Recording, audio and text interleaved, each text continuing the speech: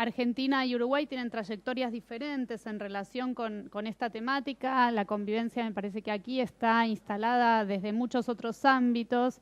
En la Argentina empezó a surgir hacia fines del siglo pasado, principio de este siglo, remitida más al ámbito escolar, al ámbito de la escuela. Se empezó a pensar en la convivencia como un espacio para que permita pensar las escuelas desde otro lugar. En diálogo con lo que traía Cristín esta mañana más temprano, la escuela se fue masificando y fue ingresando a ese espacio distintos actores que antes no accedían. La escuela secundaria argentina es pensada desde una matriz organizacional selectiva a la que venían accediendo pocos actores. Al momento de masificarse la escuela y empezar a ingresar a otros actores y en un contexto de democratización de la sociedad, se empieza a pensar, bueno, ¿qué se necesita? Que si las mismas escuelas pueden albergar a un conjunto más amplio de actores con trayectorias diferentes, provenientes de sectores sociales, culturales, económicos diferentes. Entonces, bueno, la convivencia viene a intentar dar respuesta a cómo incluir y dar cabida a estos distintos actores que estaban en el ámbito, incluyéndose en el ámbito escolar, cómo poder modificar las escuelas para que puedan entrar en diálogo y convivir y generar un clima de trabajo y de democratización. Entonces, pero de fines del siglo pasado a este tiempo ya han pasado unos cuantos años en el que la convivencia, el sistema de convivencia viene instalándose en las escuelas, y esto es lo que vemos en la investigación, pero de a poco viene llegando muy linealmente, en algunos sentidos va acabando un poco más hondo y en otros le cuesta instalarse. Entonces allí me parece interesante pensar cuáles son los principios con los que se piensa este sistema y cuáles son los obstáculos entonces con los que se encuentra. ¿Qué había antes en la escuela para regular las relaciones entre los actores? Entonces, ¿con qué se chocan estos principios? Estas cuestiones me parece que son importantes para pensar los desafíos que trae la convivencia a las escuelas. La promoción de la convivencia pensada en la Argentina muy en línea con la participación. Muy en línea con la participación quiere decir que para pensar la convivencia se piensa que los distintos actores puedan participar de la definición, por ejemplo, de las normas que hacen a ese espacio en común, puedan pensar las formas de resolución de los conflictos conjuntamente, los jóvenes, los docentes, los preceptores, las familias, las autoridades. Entonces, el lugar de los actores, y por eso ahí la participación es muy importante. Voy a avanzar rápidamente en esto. El arribo de la convivencia en nuestro país, en la Argentina, se fue dando tanto a nivel legislativo como a partir de programas y políticas públicas que fueron acompañando esta inserción. En el ámbito del discurso mediático también fue apareciendo, y en las escuelas básicamente a partir de la redacción de los acuerdos de convivencia y la conformación de los consejos de convivencia. Si tuviéramos que arribar a una definición de qué entendemos por convivencia, podríamos pensar, allí la tienen ustedes, que la convivencia hace referencia a las relaciones interpersonales que se establecen entre los miembros de una institución educativa, tiene que ver con la regulación de las relaciones que está dada por una serie de pautas de vinculación que deben ser consensuadas entre todos los actores de ese ámbito para definir ese espacio de trabajo en común. Entonces, la convivencia permite delinear ese espacio de trabajo con otros, y permite resolver los conflictos que allí se presentan a partir del debate y de la deliberación. De esta manera el clima escolar, el clima de una escuela va a estar fuertemente condicionado por el tipo de convivencia que se conforme en ese espacio. En encontramos que cuando uno recorre las escuelas aparecen distintos sentidos, distintas referencias a la convivencia, en ocasiones mucho más ligada a lo que es la disciplina, en ocasiones como la contracara de lo que es la violencia, y en ocasiones como en referencia a actividades puntuales, jornadas recreativas. Es muy común encontrar cuando uno recorre las escuelas que hablan de convivencia, pero en realidad están hablando de disciplina. Disciplina es el régimen que estaba antes, entonces aparece una ligazón muy fuerte con lo anterior, pero se moderniza el nombre con el cual nos referimos a las mismas prácticas en realidad. Ahí encontramos que no cambian las prácticas, pero que cambia la manera de nombrarlas.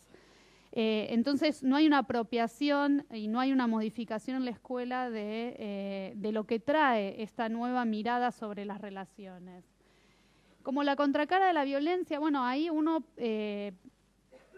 si piensa la convivencia como una respuesta a la violencia, se queda corto, porque primero la convivencia no trae de por sí directamente como un punto, una relación causal la directa, y al corto plazo, por lo menos, la resolución de las situaciones de violencia, sino que es una construcción que lleva un plazo más largo y que requiere un plazo más largo.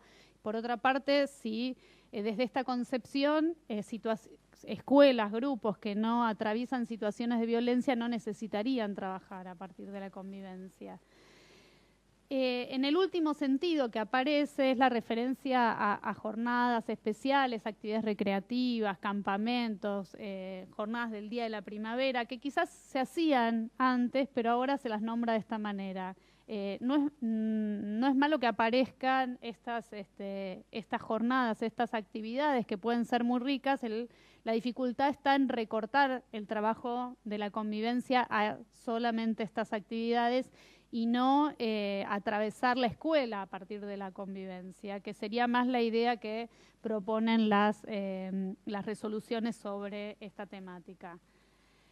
Que acá, bueno, tiene que ver estas cuestiones, estos distintos sentidos con los cuales aparece en la escuela, con las mediaciones que se dan desde la formulación de la política a lo que sucede en las escuelas y la apropiación que cada escuela hace a partir de eso. Rápidamente voy a pasar por estas dos filminas que tienen que ver con mirar, poder comparar un régimen y otro. ¿Cuál era el régimen de disciplina y cuál era el sistema de convivencia? El sistema de convivencia deroga cuando se instala una resolución nacional de 1953, solamente en los aspectos que hacía referencia a la cuestión de la disciplina. La disciplina piensa la vigilancia y la evaluación de la conducta del estudiante en tanto correcta o incorrecta para asignarle una sanción determinada. Piensa las normas en función de qué se prohíbe y qué se permite. Y los alumnos son concebidos como sujetos de control desde una mirada tutelar. ¿Qué cambia el sistema de convivencia? Piensa las relaciones, no piensa la conducta puntual, piensa los vínculos, piensa las relaciones. ¿Cuáles son las condiciones para vincularme con el otro de la mejor manera? ¿Cómo voy a hablar? ¿Cómo voy a dialogar? ¿Cómo voy a resolver los problemas? ¿Cómo hacemos dos personas que pensamos distinto para compartir este espacio de trabajo? Las normas, lo que se propone es que se enuncien desde una noción propositiva, que estén sustentadas en valores y no a partir de lo que se debe y lo que no se debe hacer. Otro cambio importante es la mirada sobre los estudiantes, que son concebidos desde la noción de sujetos de derechos. Se busca que el estudiante entonces se involucre, que participe, que tome la palabra, debe ser escuchado, debe opinar. Ante una situación de sanción, a diferencia del régimen anterior, es obligatorio que el estudiante conozca cuál es su situación y formule un descargo que abra la posibilidad de diálogo para que esté informado.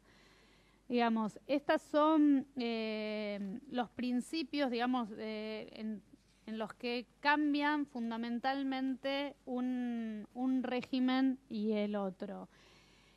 Estas cuestiones están prescriptas desde la normativa, pero para instalarse en las escuelas hay algunas dificultades que, donde hay escuelas que hay un abanico muy amplio de situaciones muy variado en el cual las escuelas se han apropiado y se ha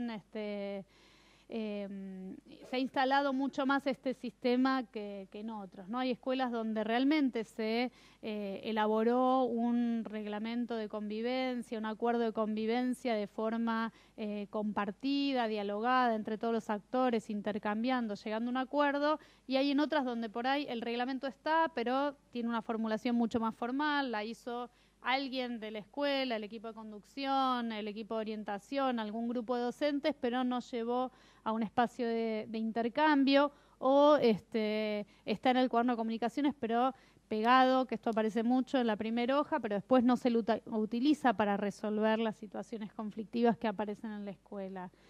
Los consejos de convivencia son espacios asambleísticos, digamos, integrados intercolegiadamente, digamos, donde tienen que estar alumnos, docentes, familias, directores, participar de esta decisión. Esto tiene un nivel de desarrollo bastante menor que el de los acuerdos de convivencia. Son menos escuelas las que han podido organizar y conformar estos consejos, y donde estos consejos funcionan de forma más extendida. Bueno, es un camino más incipiente.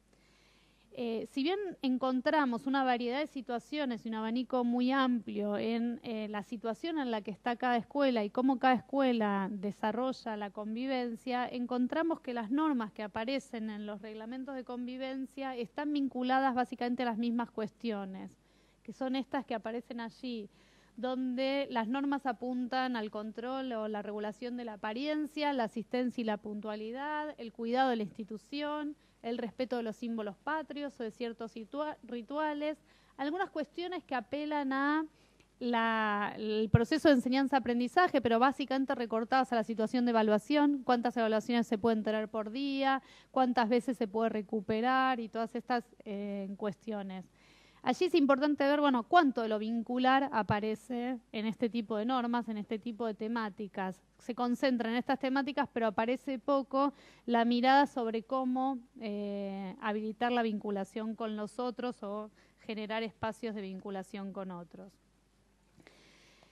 El top 10, por otra parte, de las normas que aparecen en los reglamentos es la cuestión de la apariencia, por eso figura allí primero, ¿no? Las escuelas dedican muchas normas en los acuerdos de convivencia, y cuando entrevistamos a los estudiantes suele ser la norma a la cual apelan que la escuela desarrolla más exigencias. Uno dice, bueno, ¿sobre qué exigen más aquí en la escuela? ¿Cómo venimos vestidos? ¿Que no podemos traer calzas? ¿Que no podemos traer bermudas, ojotas? ¿Que el largo de la remera, los piercing, la boina, la gorrita? Estas cuestiones parecen ser, según la percepción de los estudiantes y por la fuerza en la que aparecen en los reglamentos, las cuestiones sobre las que las escuelas suelen desplegar más su insistencia para que los estudiantes las cumplan.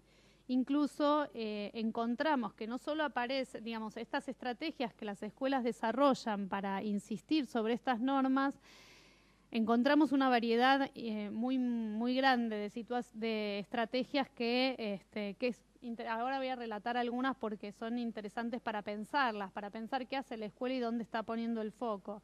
En una de las escuelas nos comentaban que si los estudiantes venían vestidos de forma que el acuerdo no validaba, había un gabinete de ropa de repuesto y les prestaban ropa para que se pongan, para que puedan estar vestidos en las condiciones que la escuela requería. En otra de las escuelas, la portera veía entrar a una estudiante con musculosa y la corría por el patio y le decía, no, mira, así no podés estar. En otro de los establecimientos, al tomar lista, y estoy hablando de todos establecimientos públicos, en otro de los establecimientos, cuando tomaban lista, tenían una remera como uniforme de la escuela, chequeaban que tengan la remera puesta y al que no la tenía puesta le ponían ausente. o los sancionaban o los mandaban a la casa a cambiarse. Digo, allí es donde está puesto el foco para mirar, digo, hay como una necesidad de revisar la norma y su incumplimiento, y cómo el incumplimiento de esta norma genera muchas veces que el estudiante esté fuera de la escuela, ¿no? Si a un estudiante, porque no trae la remera puesta, le ponen ausente, un chico nos comentaba en la entrevista, por ahí tengo la cita textual, me comentaba, no, yo como no me podía comprar la remera porque mi papá todavía no había cobrado, les había pedido que me esperen, que me aguanten un poquito, unos días hasta que mi papá cobre y pueda comprar la remera. Me dijeron que no, el primer día me pusieron ausente, después no fui hasta que no tuve la remera, no pude comprarla. Entonces ese chico quedó fuera de la escuela por varios días porque no tenía la remera, ¿no? Digo como... no sé qué sucede acá, pero en Argentina esta situación es muy fuerte, esta insistencia sobre estas temáticas, y a veces se pierde el foco de qué es lo importante. Lo importante es que el joven esté en la escuela y estudie, o lo importante es que traiga la remera que requiere para estar en ese espacio.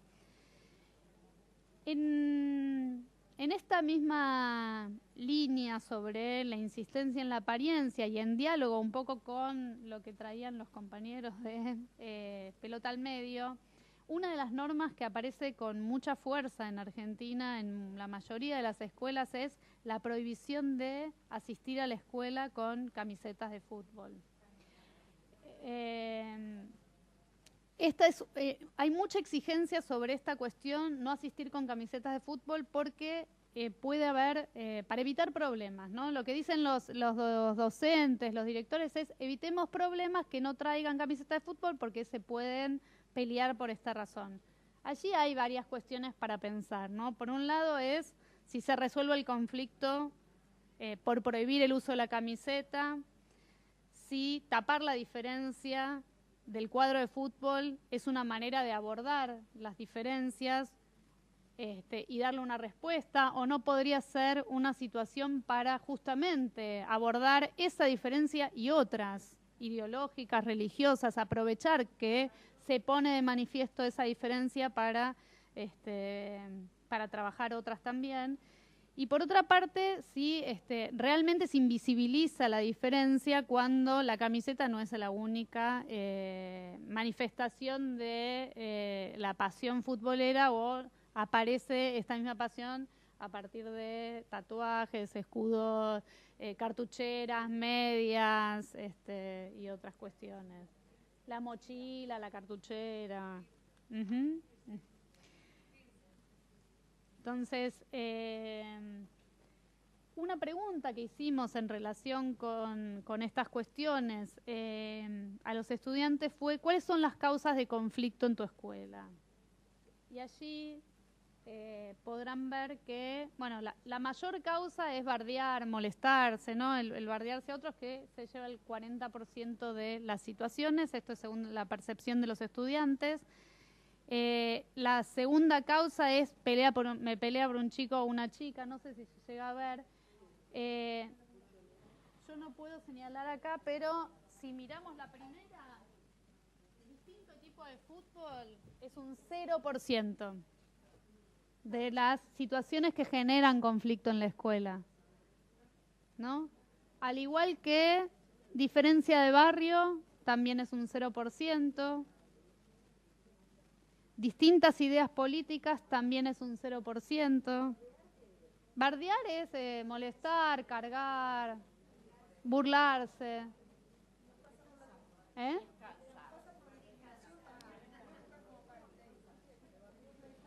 Discriminación lo tomamos aparte porque bardear no es discriminación, es más una molestia que no está cargada por ahí con... No tiene una carga ideológica. Como dicen los chiquilines hoy en día, acá. Sí puede haber usás anteojos y te cargo, pero no hay una cuestión de carga ideológica en el bardear. Entonces, puede transformarse, ¿no? Pero no hay una cuestión de carga ideológica. Entonces, tomamos discriminación como otra categoría. Y ahí es interesante que desde la percepción de los estudiantes hay una distancia muy grande entre la insistencia de la norma y la percepción de los adultos de las escuelas sobre este conflicto inminente que puede haber a partir de la diferencia de equipos de fútbol y la sensación de los jóvenes donde allí ese no parece ser un problema, ¿no? Incluso si agrupamos estas diferencias, encontramos, ¿no?, estas distintas situaciones posibles de conflicto agrupadas en dos ítems diferentes, ¿no? Allí, las que son por diferencia y pertenencia, y allí están ideológica, política, gustos musicales, pertenencias diferentes a distintos barrios o a distintas bandas de barrios, diferentes equipos de fútbol, es un 3% de las situaciones de conflicto en la escuela. Y las diferencias por el encuentro con el otro, ¿no?, la interacción, lo que me pasa cuando me cruzo con el otro, el bardear, pelearse, criticó a alguien de mi familia, son el 68% de los casos.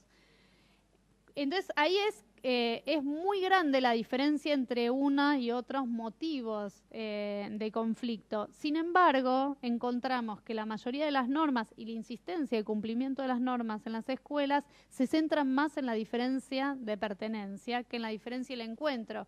Por ahí lo que nos sucede es que tenemos que cambiar el foco y empezar a mirar cómo prevenir e intervenir en las situaciones de conflicto que están dadas por la interacción y correr la mirada, no centrarla por lo menos tanto en las cuestiones que tienen que ver con la diferencia con el otro.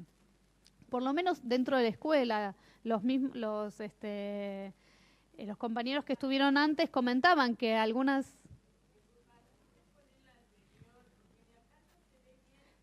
Yo sé, sí, yo sé, disculpen, yo sé que es chiquito, pero hay muchas variables y era difícil de graficarlo de alguna manera clara. Lo comento. La que tiene más, el 40%, es bardear, que es como una categoría más genérica que tiene que ver eso con molestarse, descargar. La segunda, en realidad, bueno, la segunda es el 22,5%, que es un otros, que allí no lo abrimos porque ya habíamos abierto una serie de variables, es un otros indiscriminado, digamos.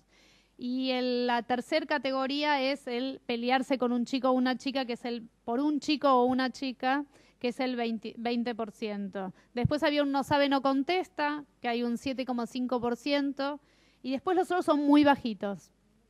De un 2,5%, criticar a un familiar, criticar a un amigo, mirar mal, que esta es otra cuestión que aparece bastante, o ser de distintas bandas de barrios, que esta es la que más referencia tiene con la diferencia.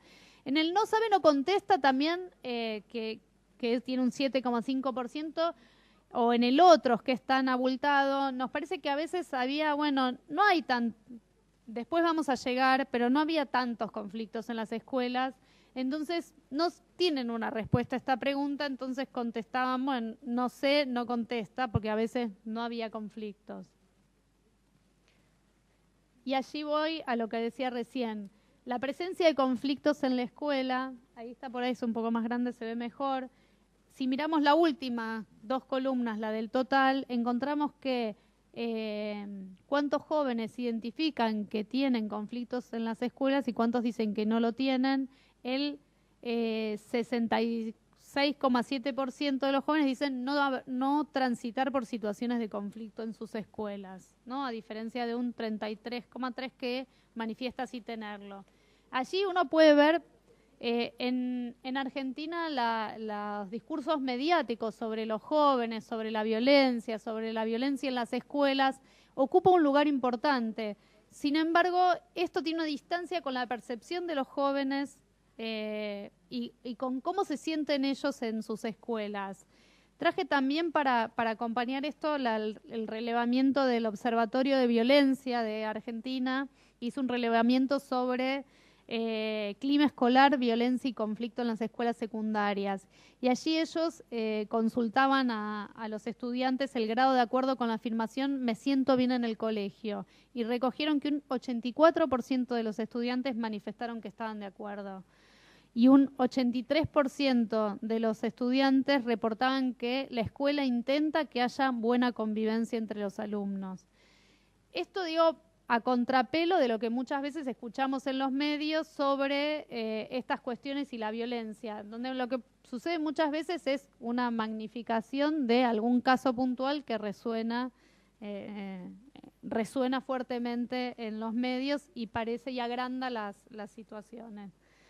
Otros datos como para tener en cuenta, que es una tendencia que se viene estudiando y viene sucediendo, es que va creciendo los conflictos más entre las mujeres que entre los varones.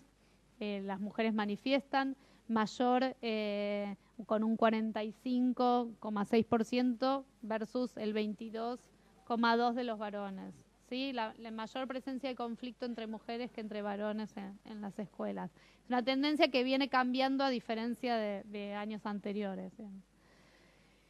Así como veíamos los conflictos para poder, las normas, cuáles son las normas que más se exigen y dónde se acentúan los conflictos, como para mirar las pautas de regulación de los estudiantes, aquellas conductas más sancionadas también son otro elemento, otra vía de entrada que nos permite mirar qué es lo que se exige en la escuela y cómo se va configurando la regulación que allí sucede. Entonces allí, bueno, les preguntábamos a los estudiantes cuáles son las situaciones que tienen mayor sanción en las escuelas.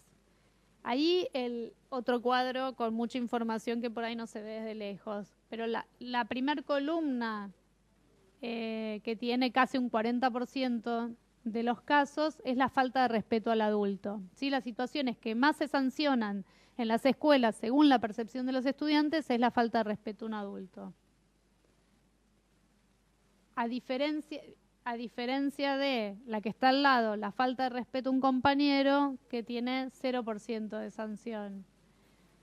Ahí también es interesante para analizar y pensar juntos qué se está entendiendo por falta de respeto, cómo la falta de respeto es diferencialmente ponderada jerárquicamente.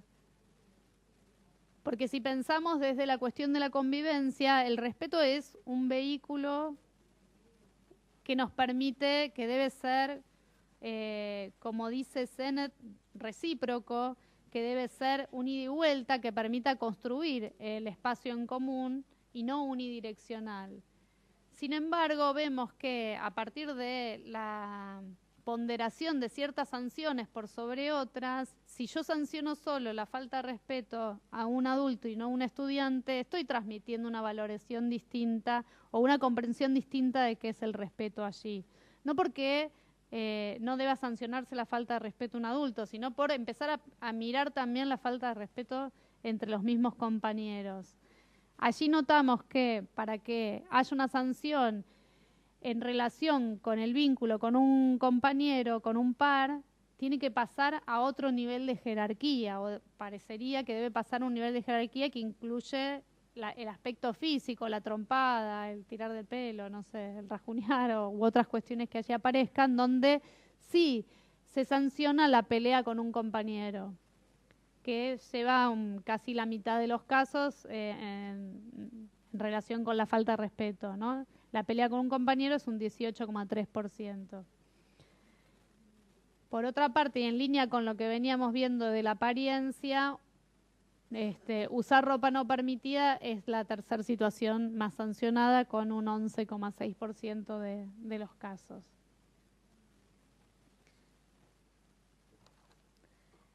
¿Allí? Ya terminó. Sí. Allí, digamos, es como para ir pensando cómo se instala o cómo es tamizada la cuestión de la convivencia en relación con cómo se entendía antes la cuestión disciplinar, donde sigue centrada la mirada sobre los estudiantes y la conducta de los estudiantes y no la cuestión vincular que tiene que ver con la relación entre todos los actores de la escuela. Sigue siendo la sanción enfocada a ese aspecto y no mirando qué pasa o cómo regulo el vínculo con los otros. Allí vemos que se va instalando la convivencia, pero de forma más superficial. Algunas preguntas que nos hacemos en relación a esto es ¿por qué? Algunas preguntas que nos hacemos en relación con esto es por qué, y una posible respuesta tenga que ver con un choque entre estos principios que sustenta la convivencia y los núcleos duros de la matriz tradicional de la escuela. Allí algunas hipótesis que puedan explicar esta cuestión tienen que ver con la cultura escolar, la cultura, las tradiciones, los hábitos, las prácticas de la escuela que se transmiten de generación en generación como algo establecido, parece retraducir, fagocitar los cambios, las propuestas a lo que ya conoce, ¿sí? A las prácticas que ya conoce, a la disciplina. Otra posible hipótesis tiene que ver con que la matriz histórica de la escuela se ha constituido con una autoridad central, el director en la escuela, el docente en el aula, y le cuesta pensar y imaginar y sostener espacios donde los que tomen las decisiones, el intercambio sea a partir de cuerpos colegiados que participen y se involucren y tomen las decisiones. Otra posible hipótesis tiene que ver con la dificultad para pensar cómo operativizar este sistema de convivencia más concretamente en las escuelas. Se ha hecho mucho, si bien hubo capacitaciones y asesoramientos y un seguimiento, se pensó más en cuáles eran los dispositivos, cuáles eran los principios, pero menos en cómo esto debía traducirse a las escuelas. Y hubo menos acompañamiento allí. Entonces, en parte, el sistema de convivencia quedó más en la letra de la normativa que en cómo pensar esa traducción de esa letra a la práctica cotidiana de las escuelas. Y allí las escuelas quedaron un poco solas en pensar cómo hacían esta traducción. Para finalizar, ¿cuánto ha logrado permear la convivencia y conmover las escuelas? Se instalaron nuevas prácticas, se democratiza la escuela, cobran nuevos sentidos las experiencias escolares de los jóvenes, se involucran más y bueno, ¿cuánto falta ahí más aún? Por un lado encontramos que el discurso de la convivencia ha permeado las escuelas, se escucha hablar de la convivencia, aunque en muchas ocasiones con referencia o traducciones de parámetros ya conocidos, pero se va instalando el discurso en relación con la convivencia en la escuela. En muchas escuelas cuentan hoy con acuerdos de convivencia, aunque los mismos no son productos de una elaboración colectiva, empiezan a circular estos instrumentos que pueden ser resignificados y pueden ser apropiados de otra manera, pueden empezar a aparecer otras normas en el medio de esas más comunes que aparecen. Los consejos de convivencia están apareciendo tibiamente en las escuelas, aunque por ahí no aparecen consejos de convivencia totales de la escuela, aparecen consejos de aula, aparecen algunos otros espacios de intercambio y de discusión colegiados. La participación de los jóvenes en las escuelas está mucho más extendida, tienen otra presencia, se valora su voz, sus opiniones, tienen otro lugar para dialogar con los distintos actores de la escuela. Y la escuela secundaria continúa un proceso de masificación de inclusión de jóvenes que antes no accedían a la escuela. Este es un paso importantísimo, donde, bueno, por ahí lo que es necesario es seguir revisando las condiciones de esa inclusión. Quizás los jóvenes entran a la escuela, ingresan, y hoy es necesario revisar, bueno, cómo se sostienen esas trayectorias, continúan, cómo egresan, colaborar en ese sentido. Bueno, ya ahí para finalizar, a pesar de todas estas dificultades señaladas, el sistema de convivencia tiene la potencialidad de delinear otras trayectorias de los jóvenes en las escuelas, ya que fomenta un trabajo sobre los vínculos que se conforman, favorece la reflexión de los estudiantes sobre las transgresiones, a la vez que promueve un trabajo conjunto entre los distintos actores. La convivencia requiere, sí, un trabajo sostenido para que pueda instalarse, un trabajo mancomunado entre los distintos actores que permita darle sentido, que pueda correr el foco de la mirada recortada de la conducta o el comportamiento y desarrollar una convivencia que cobre sentido en la posibilidad de convivir con otros, vivir junto a otros. Bueno, muchas gracias.